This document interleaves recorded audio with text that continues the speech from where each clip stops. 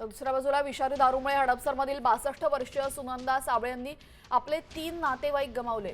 विषारी दारू प्यायल्यामुळे सुनंदा साबळेंचे 2 भाऊ आणि बहिणीच्या मुलाचा मृत्यू झालेला आहे। तर गणेश जगननेवर रुग्णालयामध्ये उपचार सुरू आहेत। सरकारने दारूबंदी करावी अशी मागणी सुनंदा साबळे यांनी केली आहे। गेल्या 40 वर्षांपासून त्या पांढरेमळा परिसरात राहत आहेत।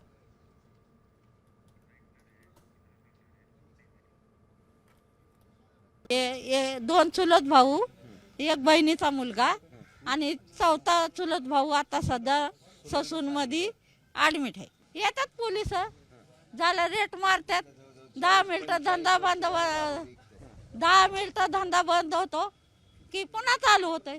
दारू बंद केली पाहिजे, बाकी काय मागणी नाही आमची सरकारकडं। आम्हाला खायला नसू द्या, आम्ही भीक मागून खाऊ, पण दारू बंद झाली पाहिजे। सरकार काय आम्हाला खायला देणार नाही।